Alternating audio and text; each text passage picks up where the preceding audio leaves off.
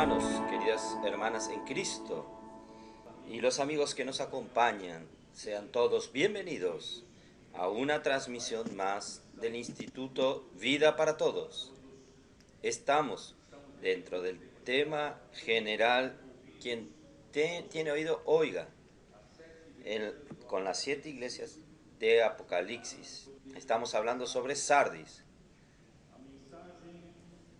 Mensaje número 4 tiene como título Los otros de Tiatira, la línea dorada de la gracia de Dios. La lectura de la Biblia, Apocalipsis capítulo 2, versículos del 24 al 29.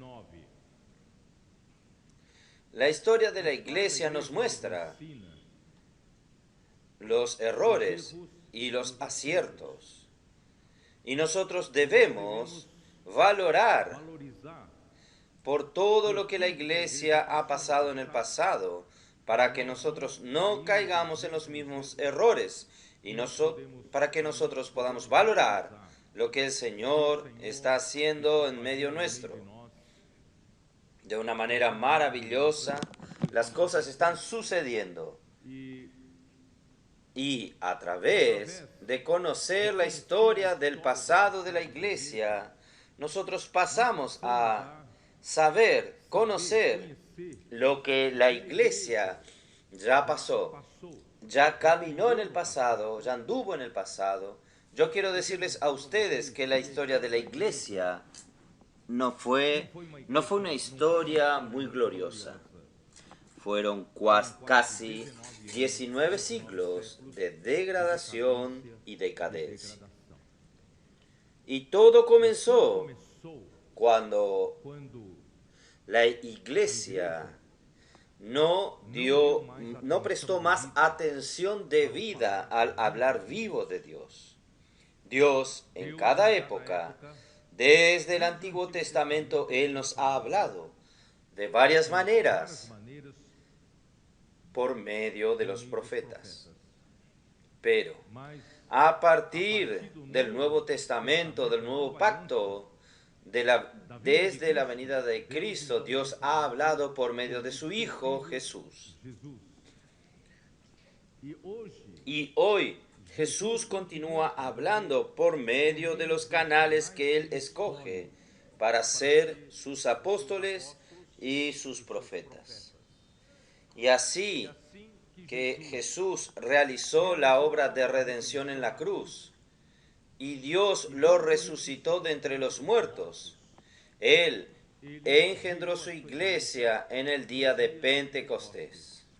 Así que la iglesia fue engendrada, Jesús no apareció más a sus discípulos, sino que Él comenzó a hablar por medio de la iglesia. Y su hablar comenzó con el apóstol Pedro y los 11 que estaban con él.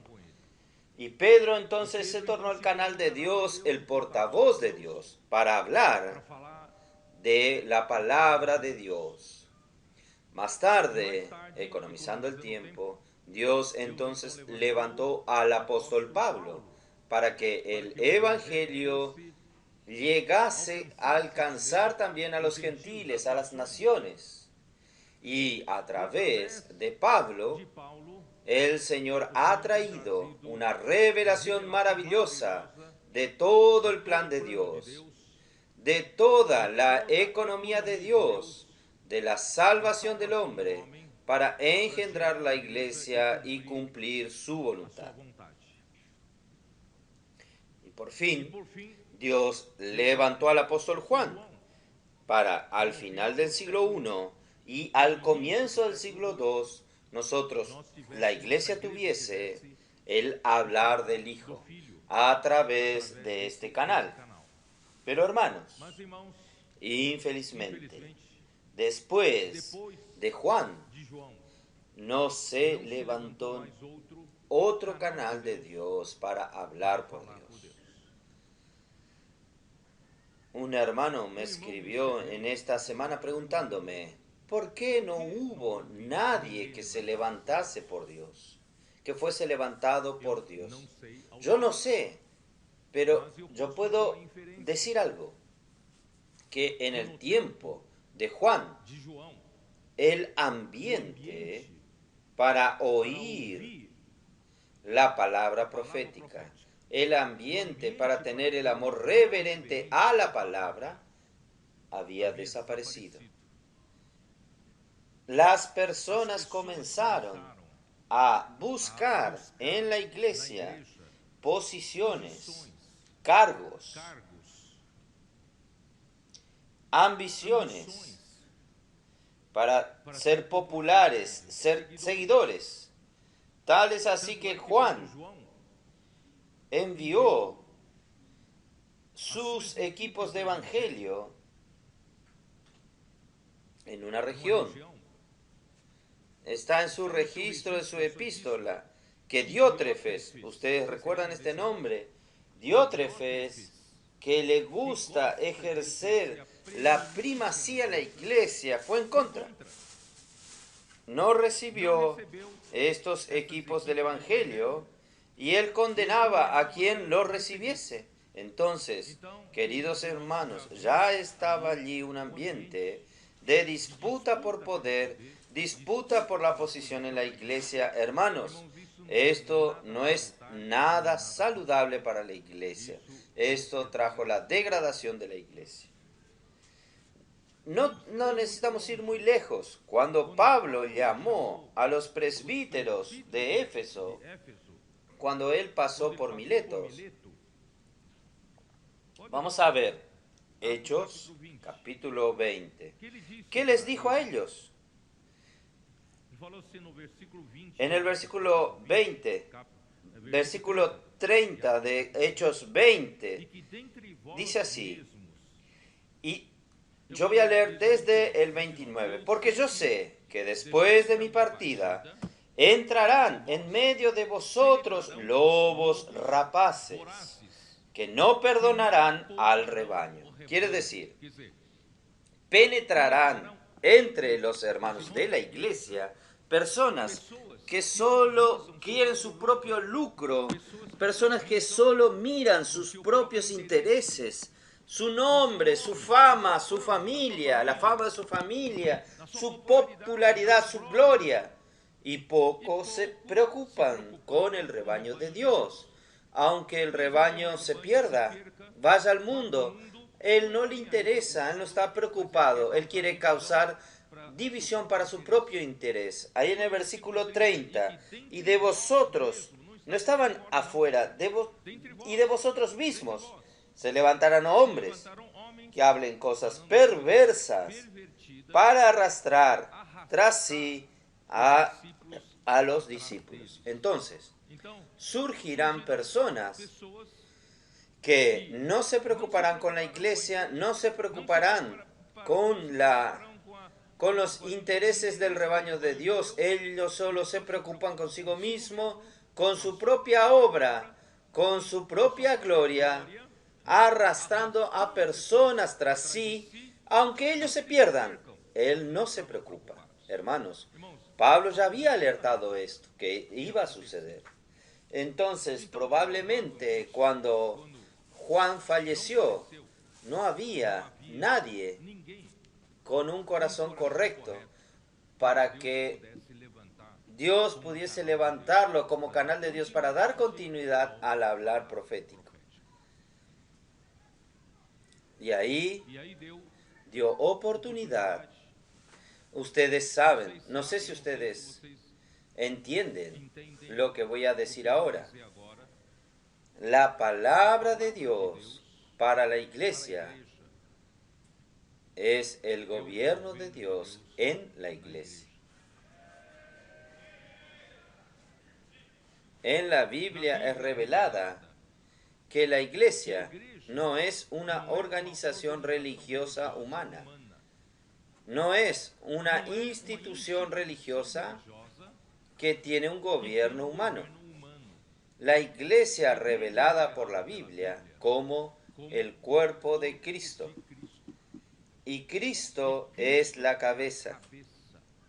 Y nosotros somos miembros de este cuerpo uno de los otros. Entonces, la iglesia es algo vivo, un organismo vivo, divino, de los cielos. La iglesia no pertenece a esta tierra. Nosotros tenemos la vida de Dios. Entonces, ¿de qué manera Cristo en la práctica gobierna su iglesia? Les pregunto a ustedes, ¿de qué manera Cristo consigue tener su encabezamiento en nuestro día a día de la vida de la iglesia? Ustedes ya están instruidos. Es la palabra de Dios. Si usted quita la palabra de Dios, yo no digo palabra de Dios registrada en la Biblia, yo digo el hablar de Dios vivo en cada instante para la iglesia. Hermanos, trae el gobierno de Dios. En el momento en que desapareció el hablar de Dios en la iglesia, también desapareció el gobierno de Dios en la iglesia. Cuando no hay gobierno de Dios en la iglesia, los hombres entonces intentan llenar ese vacío. Nosotros no podemos dejar la iglesia a la deriva. Entonces vamos a crear una manera de llevar adelante la iglesia con un gobierno humano. Y así crearon el gobierno por los obispos. Inventaron una jerarquía en la iglesia que no existe en la Biblia, porque los obispos en la Biblia son iguales a los presbíteros en las iglesias. Presbíteros se refieren a las personas ancianas, son más maduras cuando ellas con relación a los santos, y obispo se refiere a supervisión, esto quiere decir a la función de estos presbíteros. Los obispos no son una categoría de personas superiores a los presbíteros, es la función de los presbíteros. Solo que ya que no hay más el gobierno del Espíritu, no hay más el gobierno de Cristo, entonces nosotros necesitamos organizarnos. Ahí entonces ellos inventaron esta jerarquía. Es muy difícil reunir a todos los presbíteros de todas las iglesias, entonces vamos a elegir a pocos presbíteros y obispos y vamos a reunir solo los obispos. Ahí viene el episcopado, el gobierno de los obispos. Ahí, infelizmente, esto aumentó la naturaleza caída humana. Cuando surge la jerarquía, cuando surge alguien en una categoría superior a los otros, esto es la obra de los nicolaitas.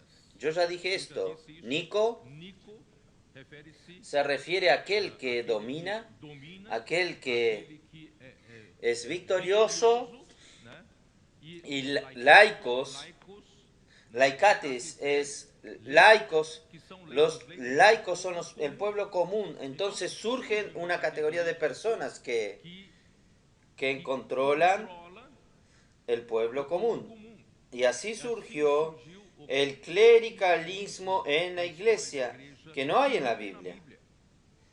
Hay la iglesia dividida en dos categorías, clero y los laicos. El clero es el que gobierna, el que cuida el gobierno de la iglesia, y los laicos solo oyen y obedecen y ofrendan para que la iglesia pueda ir adelante. Hermanos, ahí este es el principal motivo. Es la palabra profética, la ausencia de la palabra profética y la ausencia del gobierno de Cristo, el gobierno del Espíritu Santo en la iglesia, es que todo decayó. La degradación entró en la iglesia. Y los obispos buscando cada vez más posición para sí mismos, privilegios para sí, poder para sí. Y cuando la iglesia se unió al mundo con el emperador Constantino, aumentó más aún el poder del clero. Ahí el poder eclesiástico se tornó también el poder político. Y el poder se fue hacia arriba. Ahí, hermanos, satisfizo de una vez la la ambición de los hombres. Y la iglesia perdió su naturaleza santa. Ahí, durante la época de la iglesia en Tiatira, hermanos, no había más ningún gobierno de Dios, ninguna palabra de Dios. ¿Y quién dictaba las reglas, daba las reglas? Era lo que en la carta en Tiatira el Señor dice: tengo contra ti que toleraste a aquella mujer, Jezabel, que se declara profetiza. Ella entonces hizo con que mis siervos se prostituyesen y comiesen de cosa sacrificada al ídolo. ¿Recuerdan esa carta? Ahí en ese periodo negro de la iglesia por 1000 años hasta la Reforma, hermanos, fue una era de tinieblas, tenebrosa. No había ni el mínimo gobierno de la iglesia, por Dios. Entonces, gracias a Dios, nosotros necesitamos retornar, restaurar. Nosotros vamos a volver a tener el gobierno de Dios, de Cristo en la iglesia. ¿Cómo restaurar el gobierno de Cristo en la iglesia? Hermanos, es restaurando la palabra. Gracias a Dios, hermanos, Dios nos ha probado que Él está levantando su iglesia en Filadelfia, porque Dios ha restaurado el hablar profético entre nosotros. Y este hablar profético trae la única dirección a la iglesia y trae el encabezar de Cristo a la iglesia, trae la palabra de Dios, que es el gobierno del Espíritu en la iglesia, y hace la obra de Dios. Gracias a Dios, hermanos, nosotros estamos viviendo días inolvidables, inéditos. Son días, hermanos, que nunca hubo en el pasado, y el Señor quiere andar rápido. Él quiere concluir esta era. Él quiere traer el reino de Cristo de regreso, y nosotros estamos aquí como la iglesia es para esto. Por eso, hermanos, la palabra de Dios desde el comienzo es la que trae el gobierno de Dios. Ustedes recuerdan, yo ya hablé tantas veces, Éxodo 19, ¿recuerdan?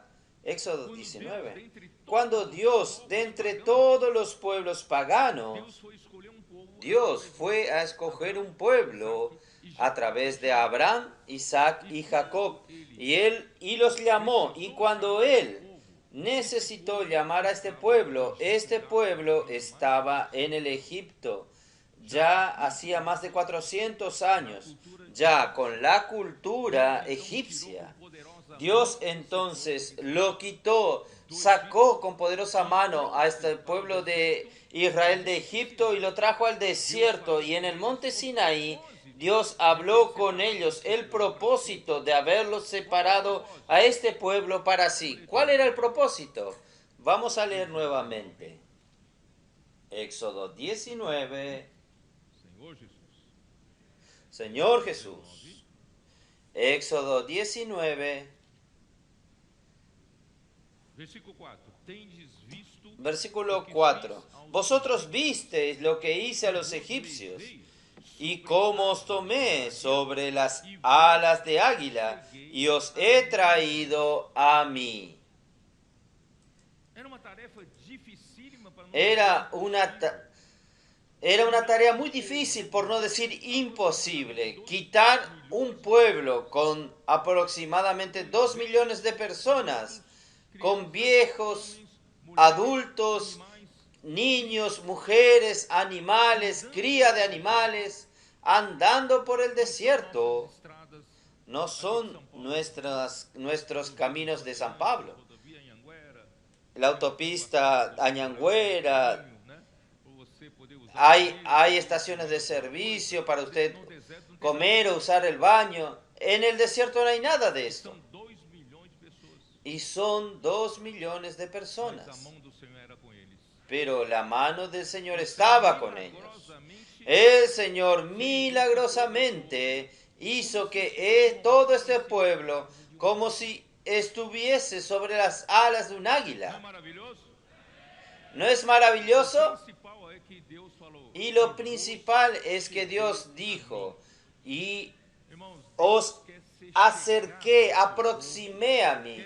Dios quiere aproximarse a su pueblo, quiere que su pueblo sea cercano a Él, porque en aquel tiempo la idea que el hombre tenía de Dios o la idea que tenía el hombre de los dioses falsos era de un miedo muy grande, de si desagradase a Dios o a los dioses falsos, fuese castigado.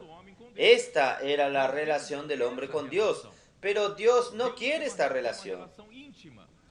Dios quiere una relación íntima. Dios quiere quitar a un pueblo, sacar a un pueblo para que sea un pueblo cercano a Él. Si usted tiene hasta hoy una idea de un Dios castigador, quite esa idea de su cabeza.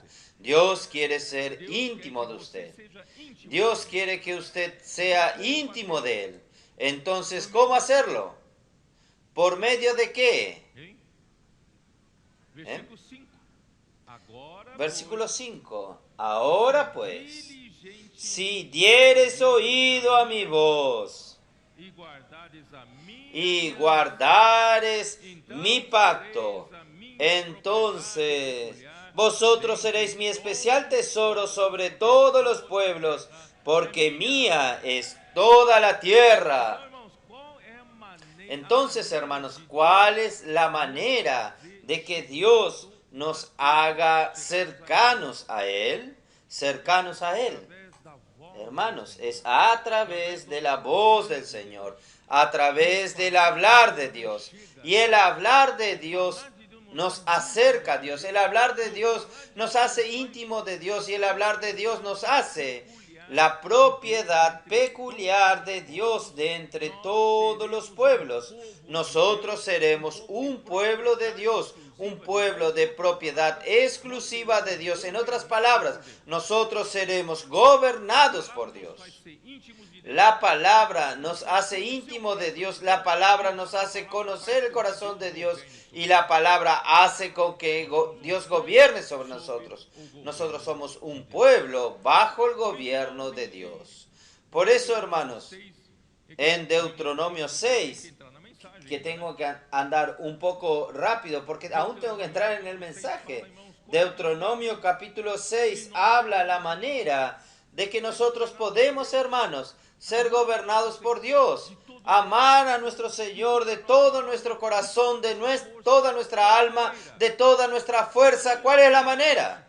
¿Qué camino tenemos que hacer esto? Porque nuestro amor por Dios, hermanos, se enfría muy rápidamente.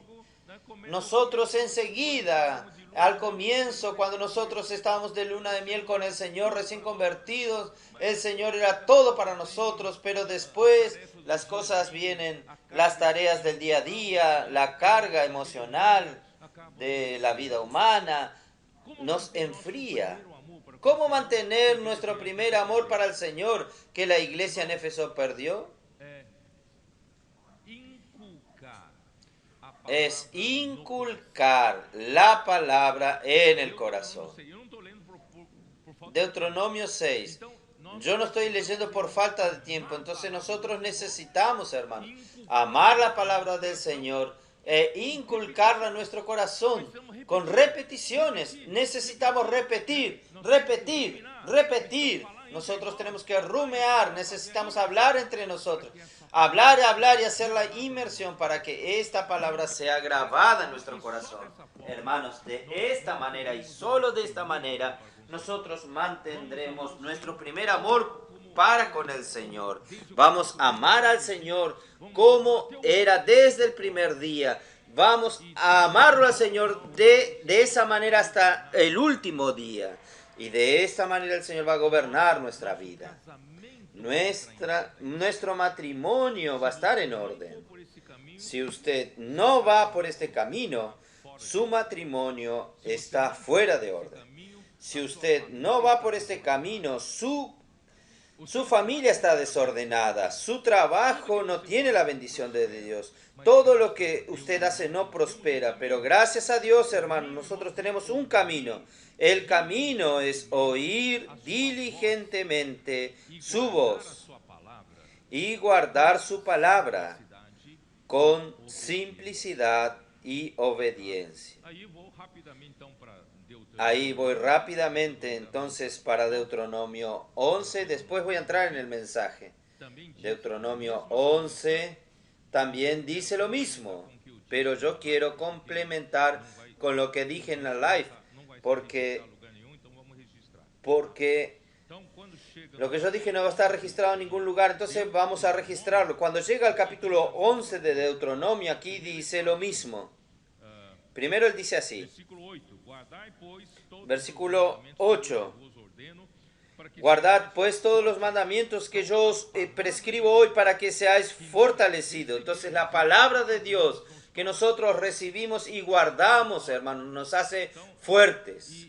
Entonces, para que entréis y poseáis la tierra, la cual pasáis para tomarla. Poseer la tierra es una lucha de reino, y nosotros necesitamos ser fortalecidos por la palabra del Señor para poseer la tierra. Por eso, hermanos, los gritos de guerra, por eso la inmersión en la palabra, por eso, hermanos, usted ve los adolescentes y jóvenes están saltando. ¿Por qué? Porque ellos necesitan ser fortalecidos para entrar en la buena tierra. Y para que os sean prolongados los días sobre la tierra, la cual juró Jehová a vuestros padres, que había de darla a ellos y a su descendencia, tierra que fluye leche y miel. Prolongarse aquí, hermanos, es prosperar, longevidad. Versículo 10. La tierra a la cual entras para tomarla no es como la tierra de Egipto. Egipto es el mundo, de donde habéis salido, donde sembrabas tu semilla y regabas tus pies con tus pies como una huerta de hortaliza. Entonces, en Egipto, en el mundo, usted tiene que trabajar de día y de noche para que usted pueda tener algún resultado en su trabajo. Pero en la buena tierra, usted depende ¿de qué? Depende de Dios. ¿Y cómo usted va a depender de la bendición de Dios? Es por la palabra. Si usted es fiel en la palabra, si usted ama la palabra, si usted inculca la palabra en su corazón, ¿sabe qué va a suceder? Versículo 11. La tierra a la cual pasáis para tomarla es tierra de montes de vegas, que bebe las aguas de la lluvia del cielo. ¿Sabe qué significa? ¿Por qué una buena tierra es de montes y valles? Porque la lluvia que desciende del cielo se acumula en los montes y después va fluyendo por los valles, y en estos valles usted tiene las corrientes de agua para regar la tierra, toda la tierra. La tierra de Egipto, la tierra cerca del río Nilo es una planicie, entonces usted necesita bombear del río Nilo para poder regar la planicie. Por eso que usted regaba con pie. Había un mecanismo, un equipo que ellos pedaleaban con los pies y bombeaban el agua para bombear en los canales, para regar las planicies. Pero la tierra de Canaán, hermanos, era de montes y valles. Entonces, esta tierra que está en su corazón, esta es la buena tierra de Canaán, que es Cristo en nosotros. Entonces, versículo 12. Tierra la cual Jehová tu Dios cuida. Siempre están sobre ella los ojos de Jehová tu Dios, desde el principio del año hasta el fin. Entonces, hermanos, en esta tierra no depende de su esfuerzo. Usted sabe que nosotros tenemos varios hermanos aquí que trabajan y trabajan mucho. Tienen funciones importantes en sus empresas y negocios, pero ellos también están siempre presentes en los servicios de la iglesia, están siempre presentes en la obra del Señor. A veces viajan conmigo para las conferencias. ¿De dónde tienen tiempo para esto? Porque el tiempo es dinero, ¿no es así? En Egipto el tiempo es dinero, pero hermanos, existe un versículo. ¿Cuál era? ¿Salmos? Salmos 127, versículo 2.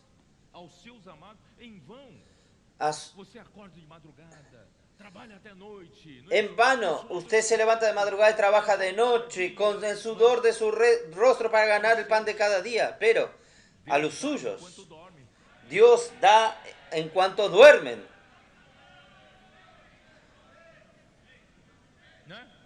¿No es así? No tengo tiempo para el Señor, no tengo tiempo para la reunión, no tengo tiempo para la palabra. Yo tengo que ganar dinero, tengo que trabajar porque tengo muchas necesidades de sustentar a mi familia, hermanos. Pero si usted sirve al Señor, usted va a ver que el Señor le va a dar a usted cuando usted está durmiendo. Crean esto, crean esto.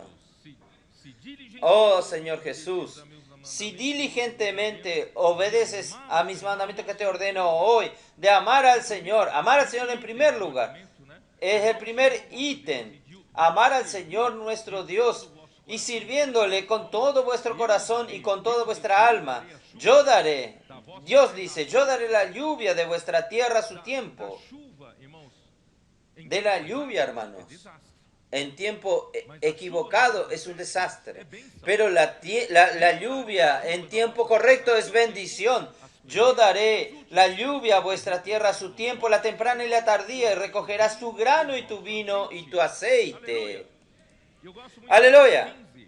A mí me gusta mucho el versículo 15. Daré también hierba en tu campo para tu ganado, y comerás y te saciarás. ¿Saben quién son estos ganados? Son sus negocios, es su empleo, su ganar el pan. Si usted sirve al Señor, ama al Señor en primer lugar, usted hace la inmersión en la palabra del Señor, puede tener seguridad, el Señor le dará hierba a su negocio. El Señor hará con que su negocio prospere y usted va a comer y saciarse. ¿No cree? El Señor dice, probadme en esto. Puede probar al Señor. Ahí entonces el versículo 18. Por tanto pondréis estas mis palabras en vuestro corazón y en vuestra alma, y las ataréis como señal en vuestras manos y serán por frontales entre vuestros ojos. No voy a seguir leyendo porque voy a gastar todo el mensaje leyendo esto. Ahí el versículo 25. Nadie se sostendrá delante de vosotros, miedo y temor de vosotros pondrás Jehová vuestro Dios sobre toda la tierra que pisare, como Él os ha dicho. Donde pongamos la planta de nuestros pies, el Señor nos dará por herencia. Por eso, hermanos, estamos saliendo, predicando el Evangelio, contactando a las personas, rescatando a las personas. Estamos tomando la tierra para el Señor. Donde quiero llegar para terminar esta parte es el versículo 26. He aquí yo pongo hoy delante de vosotros la bendición y la maldición. Aún delante de todo lo que yo expliqué para ustedes, la elección aún es suya. Elija la bendición. ¿Pero qué es elegir la bendición? ¿Qué es escoger la bendición y no la maldición? La bendición es cuando cumples los mandamientos del Señor vuestro Dios que hoy os ordeno. La bendición, hermanos, es oír diligentemente la palabra del Señor y guardarla. Amor reverente a la palabra, ¿no es así? Inculcar la palabra en el corazón y hacer inmersión de la palabra. Y la palabra está todo el día entre nosotros. Hermanos, antiguamente nuestra vida de la iglesia convencional y tradicional era solo 2 o 3 veces por semana, los más fieles, ir a la reunión de la iglesia. El restante del tiempo nosotros vivíamos en el mundo, nadie está viéndonos. Entonces, de cierta manera, nuestra vida aún era de fachada, la vida cristiana, nuestra vida cristiana de la iglesia era de fachadas.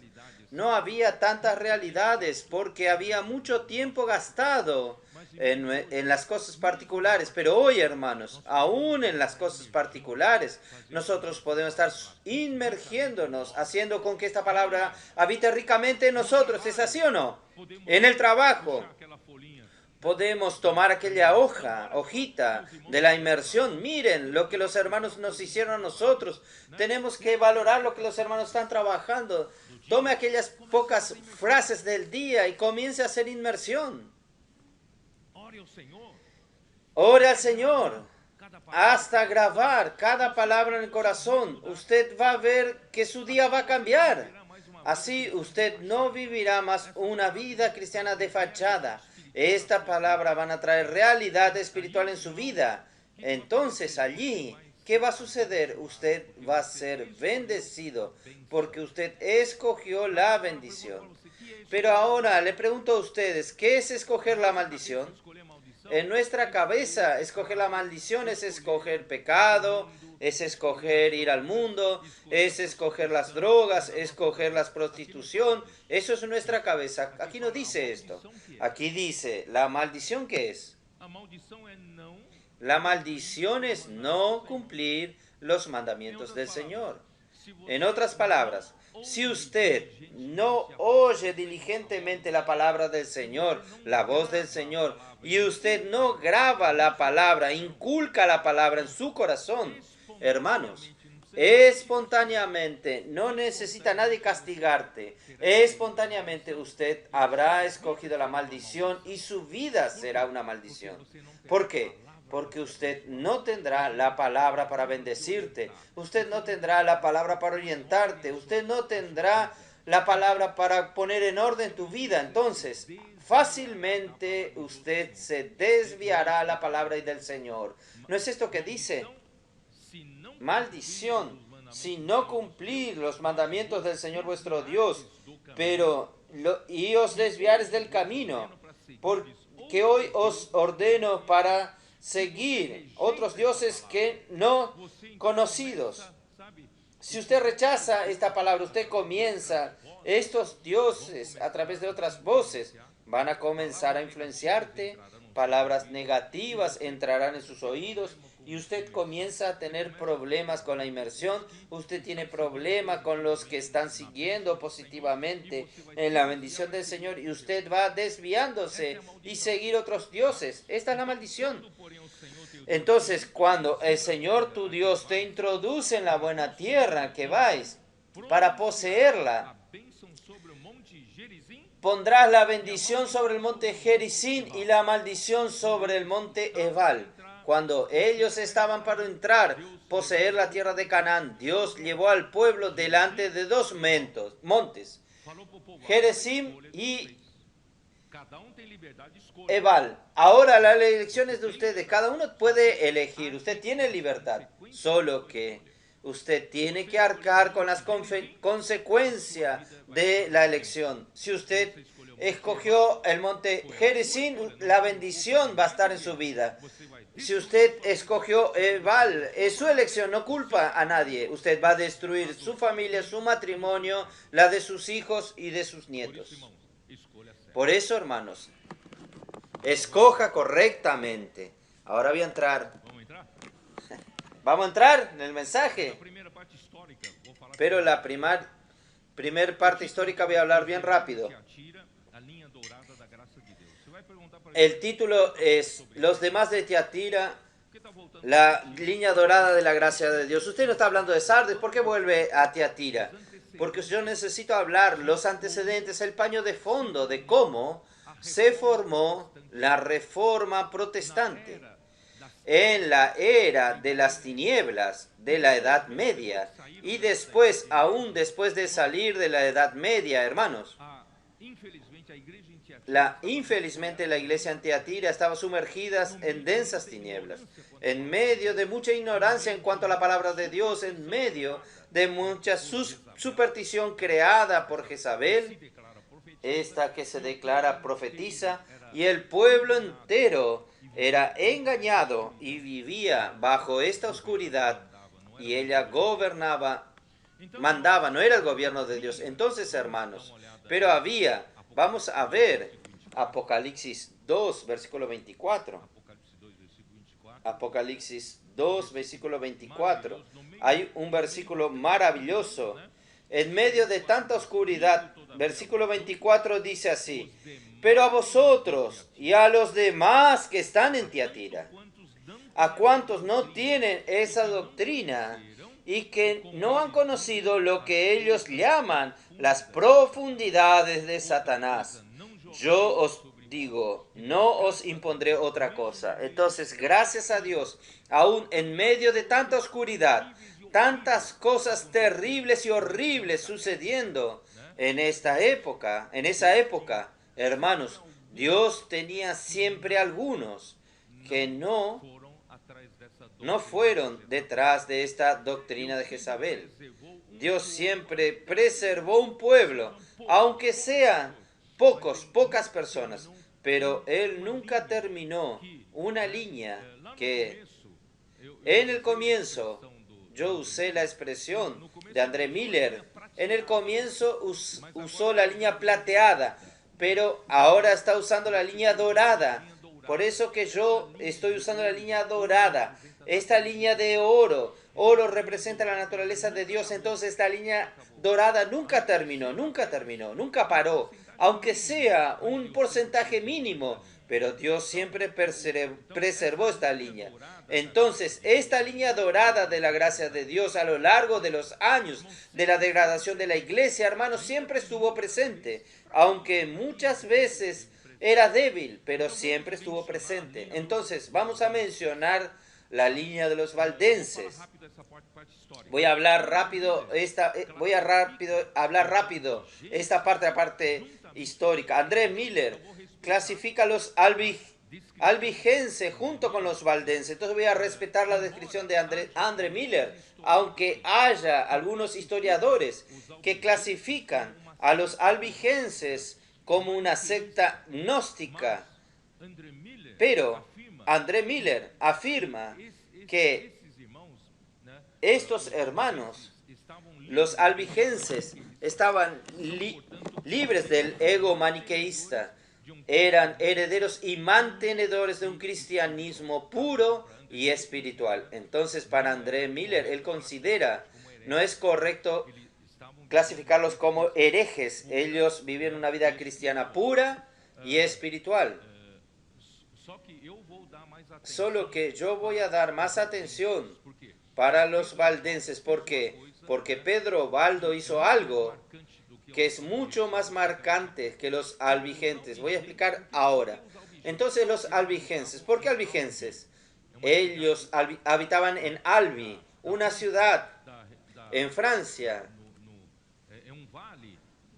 Es un valle de los Alpes, de la cordillera de los Alpes, y estaba en la región de Languedoc, en el sur de Francia. Era una región muy bonita, era una región muy próspera, una región con viñedos, una región con olivos, era una región que producía uvas, aceite, producía vino y producía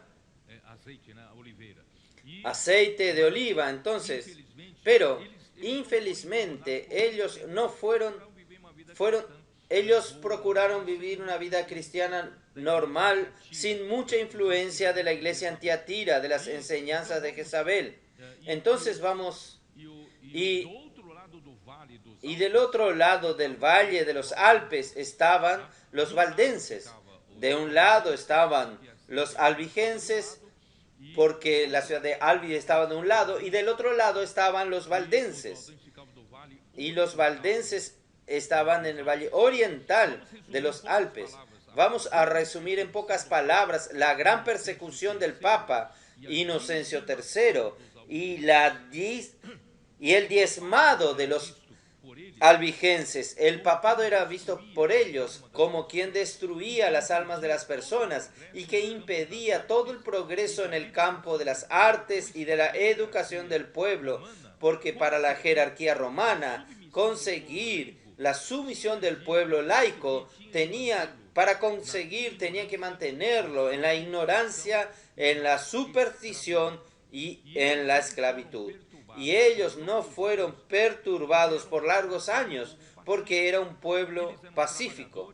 Ellos eran trabajadores y eran prósperos en aquello que ellos hacían. Y los sacerdotes de la jerarquía romana eran despreciados por causa de su corrupción moral, por la explotación de los huérfanos y viudas y por la deshonestidad, glotonería y embriaguez ya en el clero romano.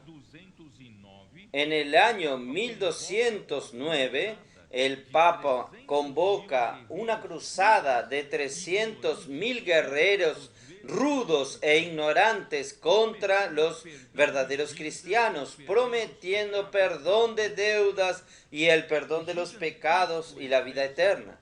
El gigantesco ejército, sediento por sangre y por despojos, marchó por tierras de viñas y olivos, quemando y destruyendo todo por la bella región de Languedoc.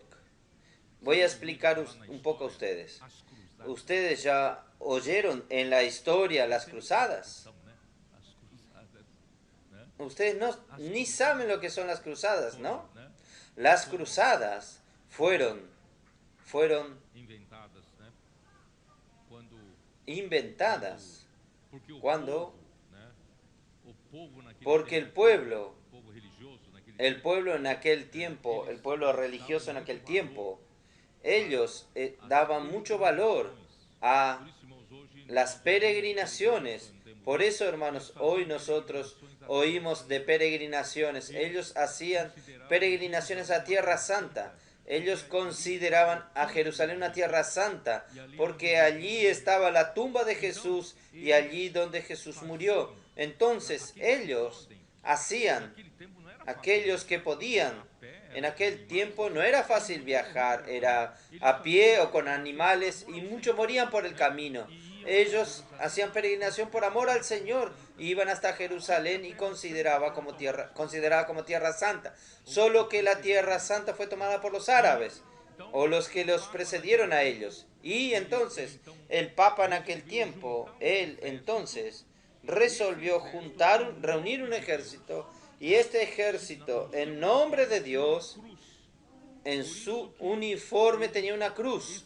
Por eso que los soldados que tenían el uniforme con la cruz, eran los cruzados. Y la campaña de libertad, la Tierra Santa, eran las cruzadas. Las campañas eran las cruzadas. ¿Y por qué las personas se alistaban para arriesgar su vida en esta guerra? Y esta guerra en general era una guerra en gloria, para gloria. Porque usted luchar en una tierra que usted ignora y no conoce esa tierra, y el pueblo de la tierra conoce esa región, era un suicidio. Pero ¿por qué las personas se alistaban? Muchas se alistaban. ¿Saben por qué? Por causa de la indulgencia papal, por causa del perdón de los pecados. Quiere decir, usted vivía una vida criminal, llena de deudas. Ahora llegó la gran oportunidad de usted dejar todo aquello y recibir el perdón de todo, y usted ir al cielo. Y el Papa tenía esta autoridad para ellos en aquel tiempo, ¿entienden? Entonces ellos se alistaban con la esperanza de, yo hice tantas cosas en la vida, tengo una chance de ir al cielo, entonces no voy a perder esta chance, voy al cielo, está garantizado mi lugar en el paraíso. Era así, era el perdón de pecados. Muchos se alistaron y muchos murió mucha gente. Solo que esto eran las cruzadas para libertar la Tierra Santa. Ahora, infelizmente, el Papa está usando el mismo proceso, convocando a este ejército como cruzadas contra los propios cristianos. No es más ir al Medio Oriente para libertar Jerusalén, sino para matar cristianos. Solo que usted va en la historia, en las películas que usted ve sobre estos, los llaman de herejes. Entonces estos albigenses y valdenses eran considerados como herejes, porque ellos leían la Biblia, ellos seguían el camino de Dios, eran tenidos como herejes. Fue una crueldad sin fin, no tengo tiempo ni de escribirle esto. Eran quemados vivos, torturados, morían, estacados, era algo horrible. Y ellos tomaban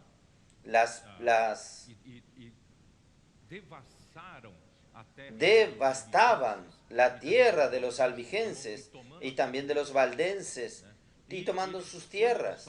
Y ellos, cuando ellos hacían estos, los despojos eran de estos guerreros que iban. Entonces todos querían ir, y que era una matanza cruel.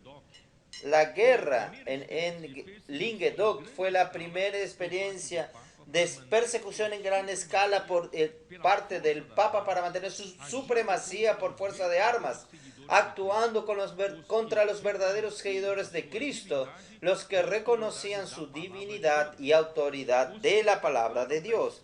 Los que escapaban de la espada de los cruzados cayeron en las manos de los inquisidores, porque fueron instaladas las redes de inquisición en varias ciudades para el exterminio total de los herejes.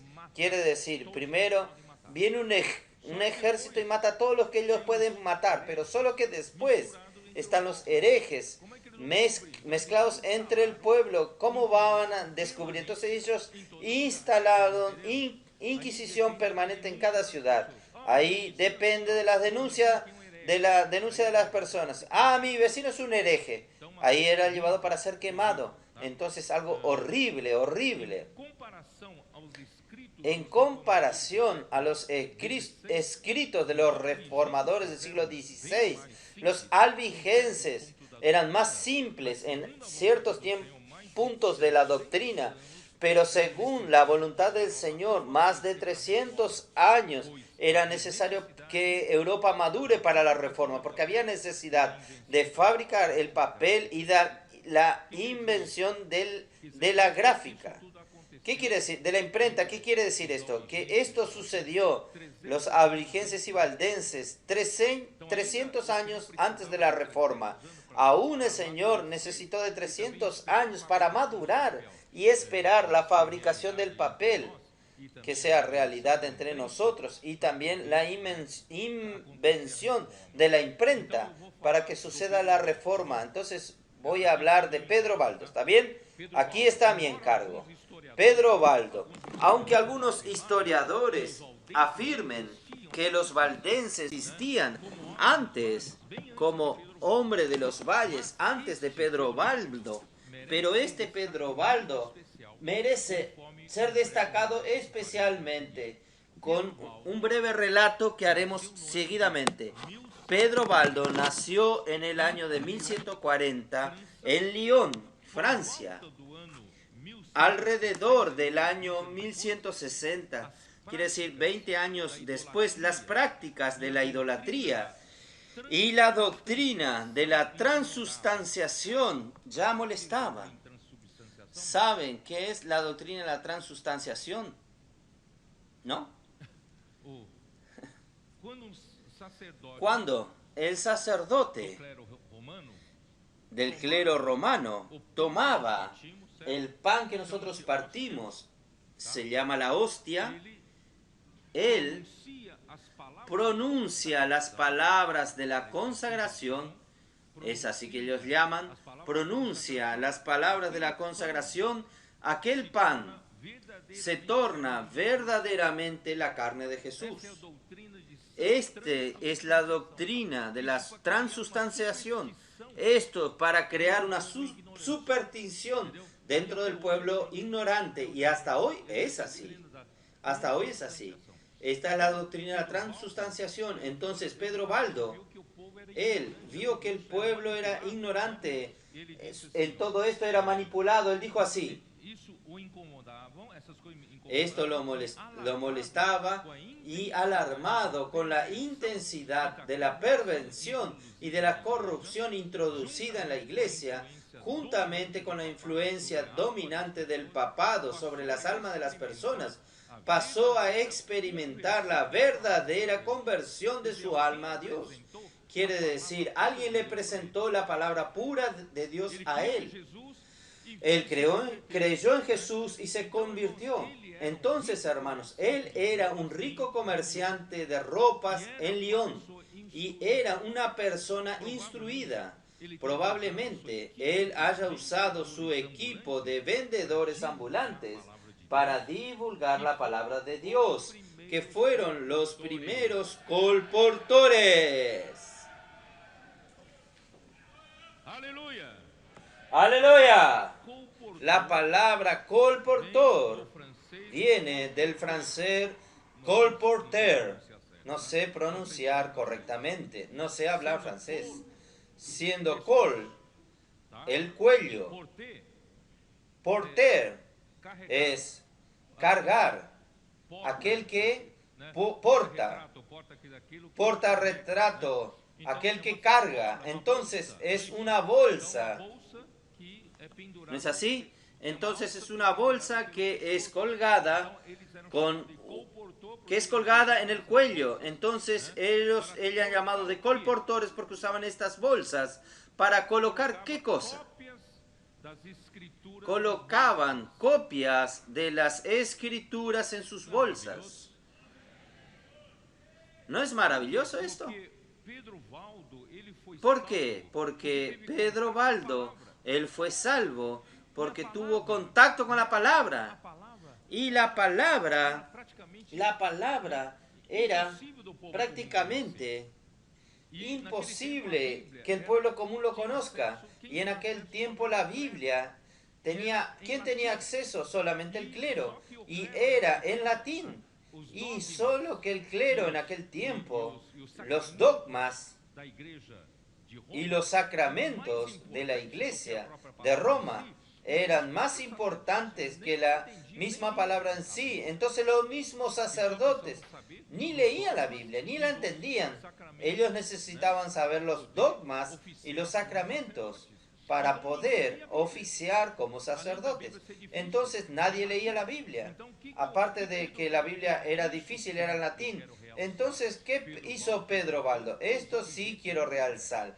Pedro Baldo hizo algo que los albigenses no hicieron. Pedro Baldo, él contrató a para traducir a la lengua local. Él contrató traductores para traducir del latín a la lengua donde el lugar en Lyon usaba. Era la lengua llamada franco-provenzal. Franco-provenzal. Esta lengua era la lengua del pueblo de la región. Y él mandó a traducir los 4 evangelios y algunos otros libros de la Biblia. Entonces, él contrató a los traductores y también a los copistas. En aquel tiempo no había imprenta, no había papel. Entonces, tenía que hacer los copistas. Pagaba caro que los copistas hagan las copias. Y los vendedores salían a la calle, vender ropa y escondían dentro de sus ropas. Nadie veía porque ellos eran perseguidos, se escondían bajo sus ropas. ¿Y qué ponían ahí adentro? Las copias de las escrituras que los copistas hacían, que los traductores traducían. Entonces, cuando ellos hacían, y Pedro Baldo mandaba de 2 en 2 como Jesús mandó a los discípulos salir de 2 en 2. Esto es, los equipos de colportores también salen como un cuerpo. Ahí, hermanos, ¿qué sucedía cuando percibían que esta persona estaba abierta a la palabra de Dios? El vendedor sacaba la palabra de Dios y no sé si hacía inmersión con ellos. Y comenzaban a leer con la persona y la persona era salva. Y la persona ganaba al Señor. Hermanos, este es el gran efecto de Pedro Baldo. Oh Señor Jesús. Entonces, su gran contribuidor para el Evangelio, entre los años, él encomendó la traducción de los Evangelios y de algunos libros de las Escrituras para la lengua del pueblo del franco-provenzal, pues la Escritura en aquel día estaba completamente sellada, porque ella solo existía en latín. Así, los seguidores de Baldo, una vez suplidos con las copias de las Escrituras en su propio idioma, podían predicar al pueblo la verdad pura, la palabra de Dios. Y ellos seguían el ejemplo del Señor Jesús, eran enviados de 2 en 2. Y ahí, hermanos, viene la persecución. Hoy es lo mismo. Satanás quiere atacar la palabra. Esto suscitó la ira del Papa, pues las sagradas escrituras en la lengua del pueblo eran una mortal contra la ignorancia y la superstición en que las personas eran mantenidas para la manipulación del pueblo. Un edicto fue emitido contra Baldo y sus seguidores por el arzobispo de Lyon, pero ellos respondieron que no sería justo oír a los hombres y no a Dios. En verdad, ellos usaron lo que Pedro y Juan usaron en Hechos 2, Hechos de los Apóstoles, capítulo 4, versículo 19, 4:19. Es así, ¿no? ¿O estoy equivocado? 5:29.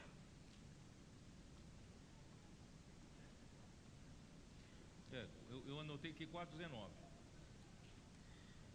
4:19. Aqui, ó. Sí, está aquí. Chamando-os, né, Versículo 18. Y llamándolos, los líderes de los judíos, llamando a Pedro y Juan, les intimaron que en ninguna manera hablasen ni enseñasen en el nombre de Jesús. Mas Pedro y Juan respondieron diciéndoles: juzgad si es justo delante de Dios obedecer a vosotros antes que a Dios. Entonces Pedro Baldo con los valdenses no obedecieron este edicto del Papa y ellos fueron inmediatamente excomulgados y expuestos como herejes. Usted no tiene ni idea que es ser excomulgado por la iglesia en aquella época. La iglesia tenía autoridad de perdonar sus pecados y mandarlo a usted al infierno en la excomulgación. Su destino final es el infierno. Ustedes imaginen el miedo de ser excomulgado, pero Pedro Baldo conocía la palabra. Ellos fueron excomulgados y expuestos como herejes. Y ahí Pedro Baldo vivió el resto de sus días huyendo. Y finalmente él cruzó las montañas en dirección a Bohemia. Bohemia. ¿Quién conoce Bohemia? ¿Dónde es Bohemia? Bohemia hoy es la República Checa. Y la ciudad que ustedes conocen, la ciudad es Praga, la capital de la República Checa. Él huyó en Bohemia, la tierra de John Hess, o usando el nombre de la lengua bohemia, es Jan Hus. Jan Hus en la lengua bohemia. ¿Quién era Jan Hus? Vamos a hablar más tarde. Él fue uno de los precursores de los reformadores. Él fue muerto quemado también por causa de esto. Entonces usted ve la influencia de Pedro Baldo. Él fue llevado hasta Bohemia, hoy República Checa, influenció a un pre-reformador, Jan Hus. Después, finalmente, alrededor del año 1200, Pedro Baldo falleció. Entonces, Bohemia, voy a explicar. Bohemia es una región histórica de Europa Central. Está limitada por Alemania al oeste. Bohemia, yo estoy mirando al mapa. Alemania al oeste, Polonia al nordeste y la provincia checa de Moravia al este. Moravia después se juntó con Bohemia y se tornaron la República Checa. Y Austria al sur. Entonces, la capital de la capital checa hoy es Praga y está en Bohemia Central. Entonces, por 3 siglos, exactamente el tiempo hasta las reformas, por 3 siglos, los valdenses fueron perseguidos debido al rechazo de los sacramentos y dogmas en la jerarquía romana. y la lucha por el acceso a la palabra del pueblo laico. Ellos mantuvieron viva la línea dorada de la gracia de Dios hasta la Reforma. Esta línea no se apagó. Gracias a los valdenses. Ellos pagaron con sangre, pagaron con sus vidas. Pero gracias a Dios mantuvieron esta línea, esta llama encendida hasta la Reforma. Ahí después es otra historia. Voy a contar otra historia. ¿Dónde quiero llegar en esta mañana? Mi encargo es el siguiente. ¿Cuál es la diferencia entre estos primeros colportores que son los valdenses y los colportores de hoy? ¿Cuál es la diferencia? La gran contribución de Pedro Baldo fue percibir que las personas en la época de la iglesia en Tiatira eran mantenidas en la ignorancia total en cuanto a la palabra de Dios. Las escrituras eran en latín y los mismos miembros del clero no las leían, no leían las escrituras. Las personas eran manipuladas conforme a la conveniencia del papado y mantenidas bajo la superstición y en completa ceguera. Baldo entonces contrató traducción parcial de las escrituras en la lengua del pueblo franco-provincial, solo repito para afirmar esto, y usó sus vendedores ambulantes que salían con copias guardadas en una bolsa colgada en los cuellos, colportor para divulgar la palabra de Dios. Con la luz de la palabra las personas eran salvas y libertadas de la oscuridad. Esto produjo una línea dorada de la vida a lo largo de los siglos hasta llegar a la Reforma y por fin hasta la restauración de la iglesia en Filadelfia. Es gracias a esta línea dorada. Entonces, hermanos, ¿y los colportores de hoy? Los colportores de hoy, hermanos, trabajan con los libros que ayudan a las personas a recibir la revelación de la palabra para entender la Biblia con el propósito, hermanos, de predicar el Evangelio del Reino. El Evangelio del Reino consiste ¿en qué? El Evangelio del Reino consiste, hermanos, en que Cristo sea la cabeza de la iglesia y gobierne la vida de los miembros del cuerpo. En otras palabras, no es solo usted recibir el Evangelio de la gracia y ser salvo y tornarse un hijo de Dios por la fe en Jesús. Dios quiere, a partir de aquel día que usted creyó en Jesús, Dios quiere pasar a ser la cabeza de su vida. Cristo necesita gobernar su vida. La gran mayoría de los cristianos hoy no se preocupan con esto. Muchos cristianos creen que después que creyeron en Jesús van al cielo y se terminó. No. El objetivo de Dios salvarnos por medio de la fe en Cristo es que nosotros pasemos a vivir una vida cristiana. ¿Qué es vivir una vida cristiana? Una vida cuya cabeza, quien gobierna, es Cristo. Cristo tiene que mandar en nuestra vida. Él tiene que gobernar nuestra vida. Infelizmente los cristianos hoy aún hacen lo que les parece en su cabeza. Tienen el nombre de cristiano, pero viven como una persona del mundo. Yo no digo vivir bajo de reglas religiosas, no es esto. Pero vivir de una manera verdadera, viva, gobernado por las palabras vivas de Cristo. Y Cristo gobernar cada acción de su ser. Cristo pasará a habitar en su mente, emoción y voluntad. Que las palabras de Cristo habiten ricamente en el corazón de ellos. Yo estoy hablando el libro de Efesios, el libro de Colosenses que ya leímos.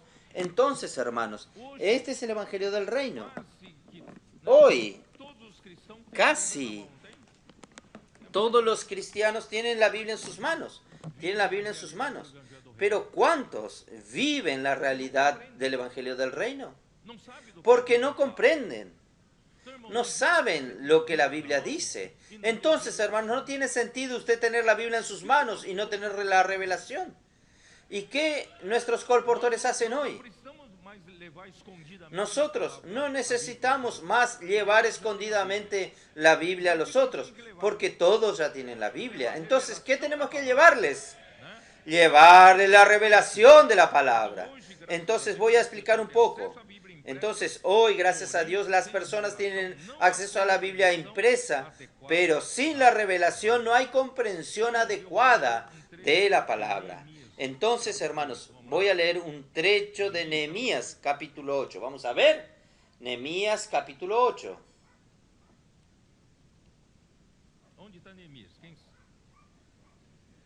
¿Dónde está Nehemías? ¿Quién sabe encontrar? No va a buscarlo en Apocalipsis, ¿eh? Está al lado de Esdras. ¿Y dónde está Esdras? Después de Crónica. ¿Está bien? Entonces vamos. Nehemías, capítulo 8. ¿Es así? Capítulo 8. Versículo 1.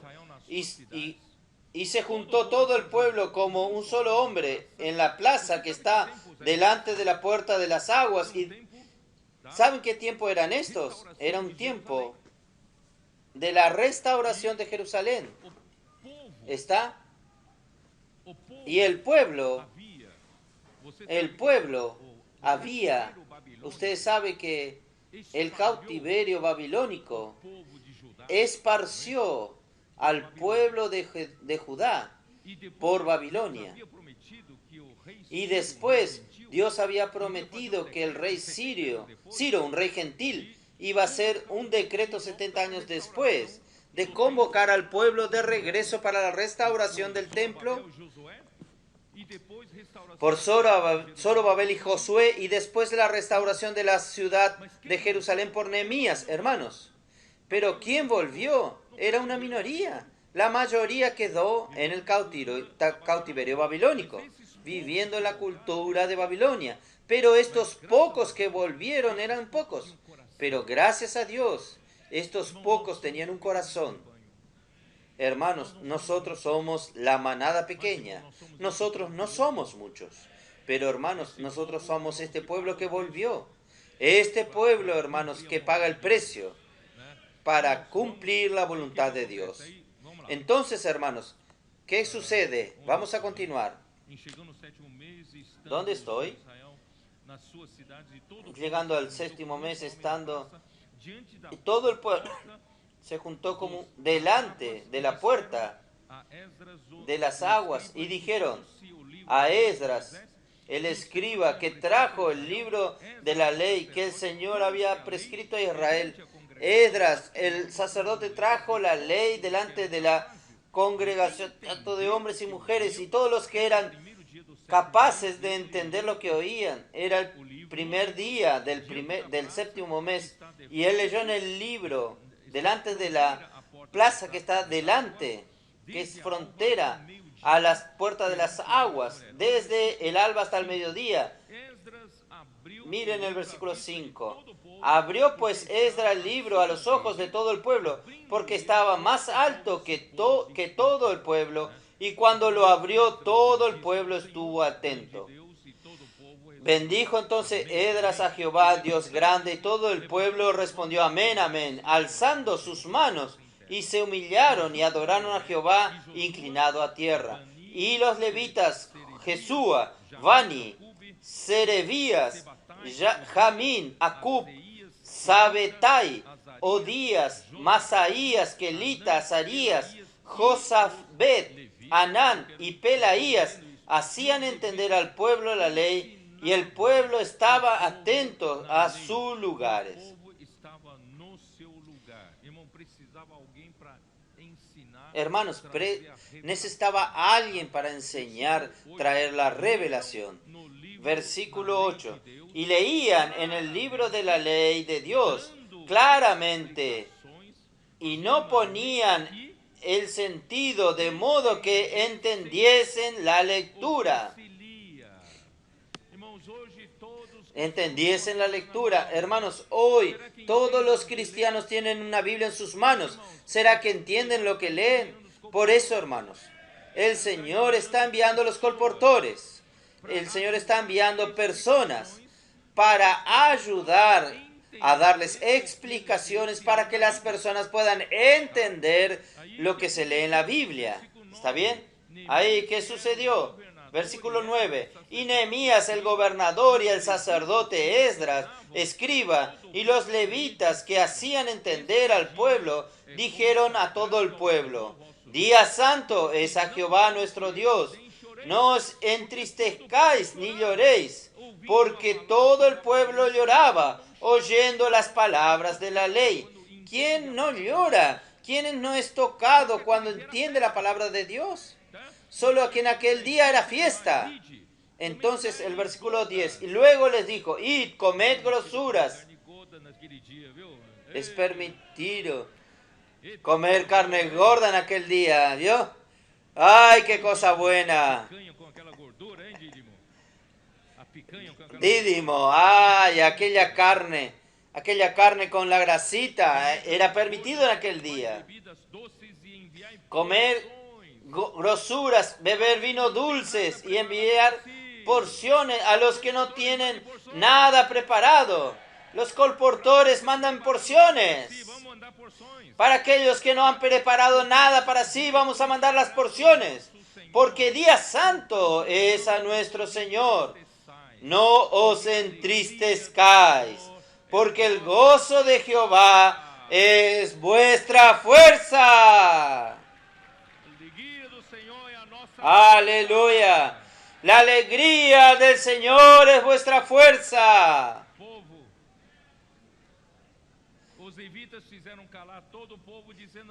Los levitas pues hacían callar a todo el pueblo diciendo: callad, porque el día santo, y no os entristezcáis.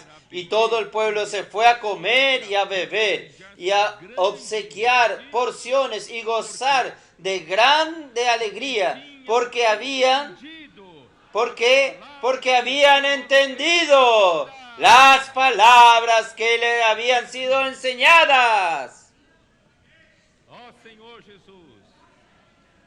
Oh Señor Jesús, aunque en nuestra sociedad actual todos tienen acceso a las Escrituras, sin embargo necesitan entender lo que se lee.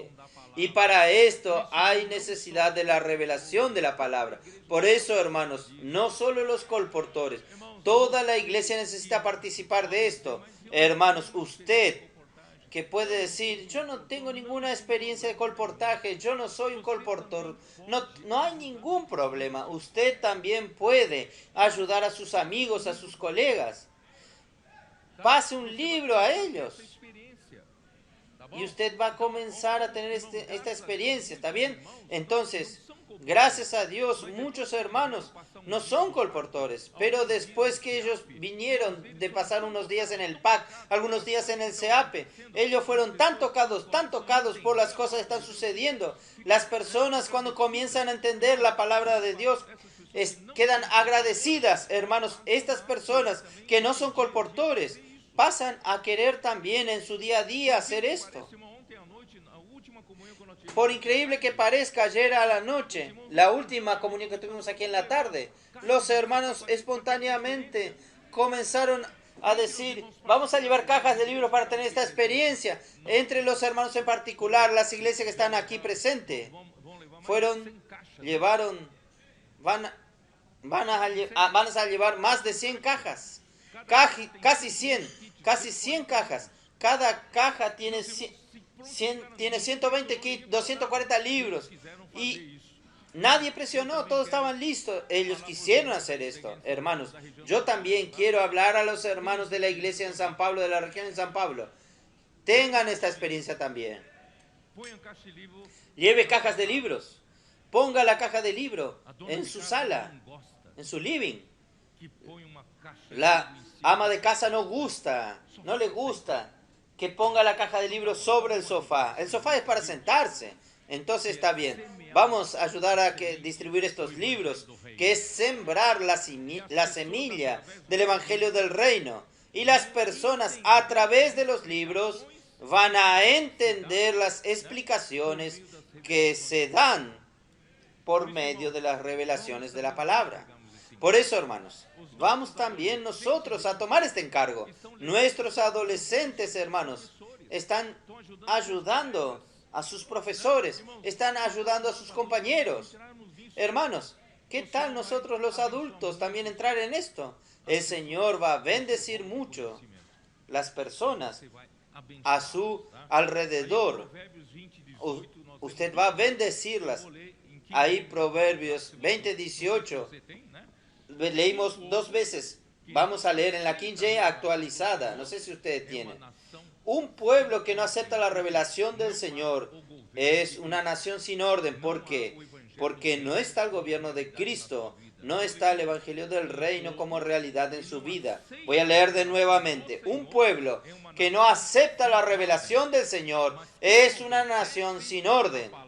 Pero quien obedece a la palabra de Dios es feliz. Porque la alegría del Señor es nuestra fuerza.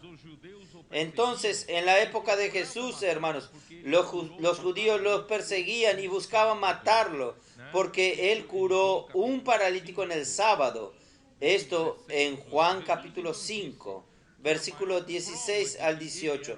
Jesús entonces dijo que la mayor prueba que él era el enviado de Dios era que la obra que el Padre le confió para hacer, estas mismas obras que él realizaba, daban testimonio en relación a él, que el Padre lo había enviado, y dijo al pueblo que aparentemente era celoso de la ley: examinad las Escrituras, juzgando que tenéis vida eterna en ellas, y ellas son las que dan testimonio de mí. Sin embargo, no queréis venir a mí para tener vida eterna. No sé si los hermanos entienden lo que quiero decir. Hermanos, muchas personas tienen la Escritura en sus manos, tienen la Biblia en sus manos, y están examinándola, cómo practicar la palabra aquí, y no quieren ir hasta el Señor Jesús para tener revelación, para saber realmente lo que Dios quiere. Hermanos, pare de vivir una vida religiosa, de temer a Dios como aquel que castiga. Dios no es aquel que castiga. Claro que Él castiga, sí. Pero, hermanos, Dios quiere suplirlo a usted con su gracia, con su realidad, con la luz, con el amor que Él es. Él quiere suplirlo a usted con todo el suplir para que usted pueda vivir de acuerdo con el gobierno de Dios. Esto es lo que Dios quiere. Entonces no tiene sentido.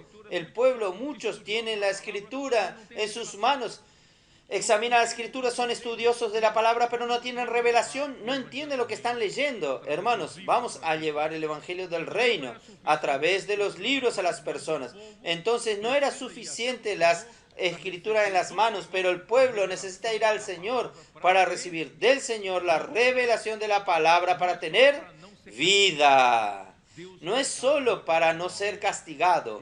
Dios quiere darle vida al hombre. Yo soy el buen pastor, y el buen pastor vino para qué? Vino para dar vida, y la vida en abundancia. Y Lucas capítulo 24 registra una historia que yo ya hablé varias veces. Lucas 24, versículo 25.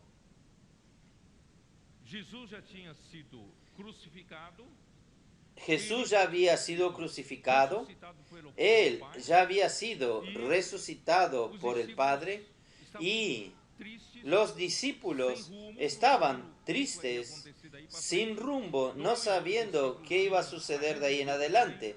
2 de los discípulos salían de Jerusalén, descendiendo por el camino a Emaús, que era una ciudad pequeña.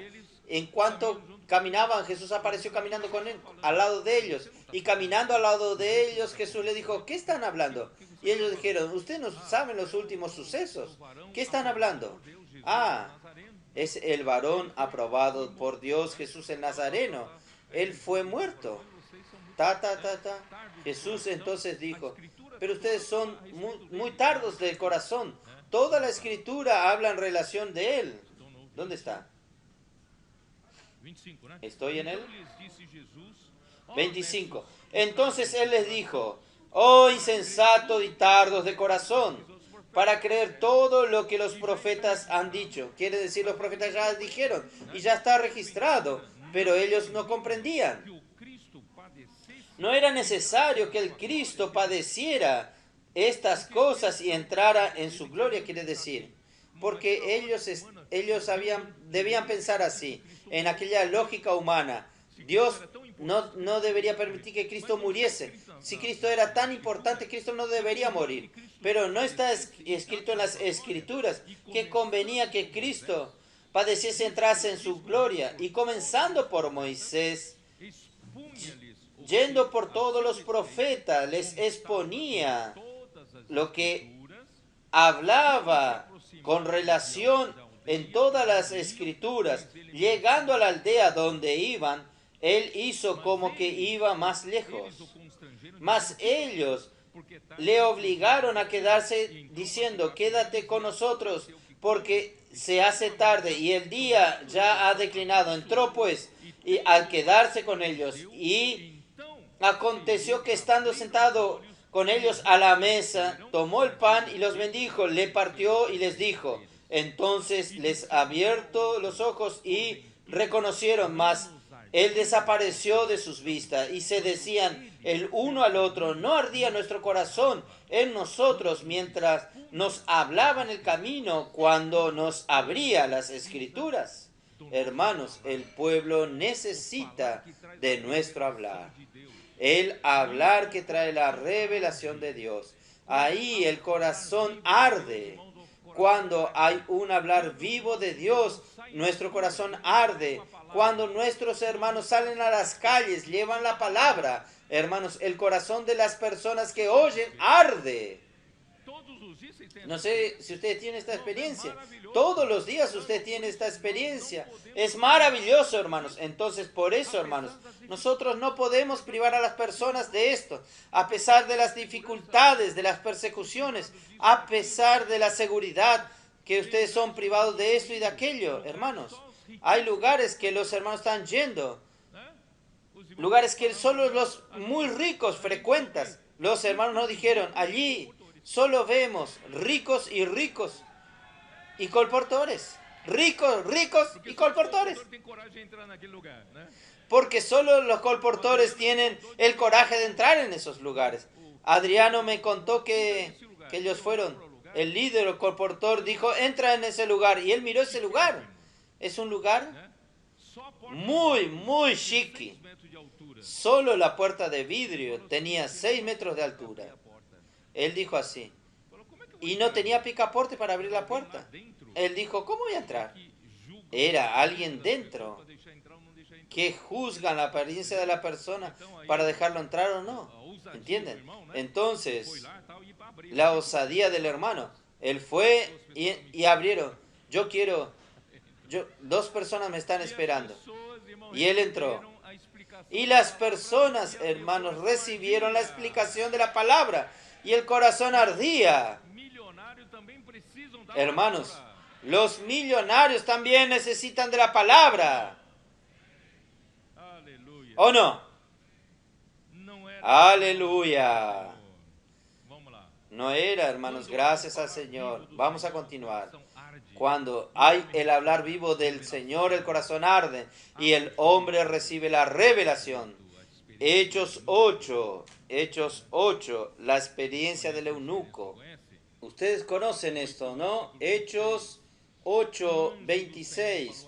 Un ángel del Señor habló a Felipe diciendo, levántate y ve hacia el sur por el camino que desciende de Jerusalén a Gaza, el cual es desierto. Entonces él se levantó y fue.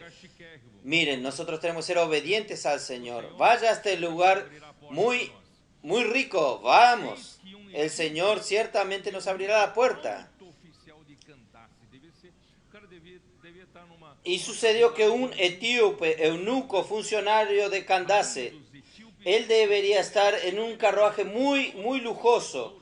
reina de los etíopes, el cual estaba sobre todos sus tesoros. Usted imagina, era el ministro de economía de la reina, que vinieron a adorar en Jerusalén. Estaba de regreso y sentado en su carro leía al profeta Isaías. Entonces dijo el Espíritu a Felipe: acércate y júntate a ese carro. Acércate a ese carro. Y Felipe fue allá y le dijo: ¿puedo orar por usted? Acudiendo Felipe, le oyó que leía al profeta Isaías, le dijo: ¿pero entiendes lo que lees? ¿Pero entiendes lo que lees? Y él le dijo: ¿cómo podré si alguno no me enseñare? Ustedes entienden, las personas necesitan que usted vaya para que les lleve la revelación a ellas. Y rogó a Felipe que se subiese y se sentase con él. Cuando usted llega a la plaza de alimentación y usted le dice: ¿puedo orar por usted? Y él le dice: sienta, y la persona le dice: siéntese aquí. Y ahí la seguridad no te molesta. El pasaje de la escritura que él leía era este: como ovejas a la muerte fue llevado, y como cordero mudo delante de los que trasquilan, así no abrió su boca. Ahí versículo 34, y respondió el eunuco, dijo a Felipe: te ruego que me digas, ¿de quién dice el profeta esto? ¿De sí mismo o de algún otro? Entonces Felipe, abriendo su boca y comenzando desde esta escritura, le anunció el evangelio de Jesús. Hermanos, y yendo por el camino llegaron a cierto lugar y dijo el eunuco, no fue ni Felipe, dijo el eunuco: aquí hay agua, ¿qué impide que yo sea bautizado? Por eso, hermanos, quien aquí no es bautizado aún, busque ser bautizado. Vale la pena tener esta experiencia. Felipe dijo: si crees que todo corazón, bien puedes. Quien quiere fuere bautizado será salvo. Y respondiendo dijo: creo que Jesucristo es el Hijo de Dios. Y mandó parar el carro, y descendieron ambos al agua, y Felipe y el eunuco, y lo bautizó. Y cuando subieron del agua, el Espíritu del Señor arrebató a Felipe, y el eunuco no le vio más, y siguió gozoso su camino. La alegría del Señor es nuestra fuerza. Hermanos, ¿cuál es entonces nuestra misión como la iglesia? Mateos 24:14. Y será predicado este evangelio del reino a todas las naciones, para testimonio a todas las naciones, y entonces vendrá el fin. El Señor nos incumbió a la iglesia en Filadelfia traer el fin. ¿Y cómo vamos a traer el fin? Predicando este evangelio del reino. ¿Y cómo predicar este evangelio del reino? Hermanos, es a través del colportaje. No hay otra manera. Vamos, hermanos, a llevar los libros que contienen la revelación de la palabra de Dios a las personas que buscan, y ciertamente muchos vendrán para caminar con nosotros este camino, para la manifestación del reino de los cielos. Entonces nosotros tenemos esta responsabilidad y nuestra comisión es esta. Por eso, hermanos, no caiga en la charla de aquellos que son en contra al colportaje, a la inmersión, contra aquello, contra lo otro. Satanás los está usando para hablar en contra, pero nosotros queremos ser esto que van a traer al Señor de regreso. ¿Y cómo en la práctica vamos a traer al Señor de regreso? Es predicando el evangelio del reino a toda nación, todas las naciones, por testimonio a todas las naciones. Tenemos la incumbencia de predicar el evangelio para que el fin venga. El colportaje, hermanos, no tiene la meta de venta de libros. El colportaje tiene la meta de sembrar libros, porque Mateos 13 al comienzo dice: el sembrador salió para sembrar. La semilla, ¿sembrar qué? La semilla del reino. La semilla del reino, hermanos. Nosotros estamos siguiendo lo que Jesús comenzó a hacer 2000 años atrás, que es sembrar la semilla del reino. Y nosotros estamos siguiendo los pasos de Pedro Baldo, de los valdenses. Nosotros estamos sembrando los libros porque el colportaje siembra los libros que contienen la revelación de la palabra, que hará que Cristo encabece todos los miembros que obedecen a ella. Tenemos poco tiempo de contacto en las calles cuando abordamos a las personas. Por tanto, hermanos, no tenemos cómo pasar todo el evangelio del reino a las personas, pero nosotros les dejamos libros en las manos de estas personas. También dejamos contactos. Usted quiere ser cuidado, hermanos. Esta persona que busca ciertamente va a encontrar el camino para ser un vencedor como nosotros. Jesús es nuestro Señor.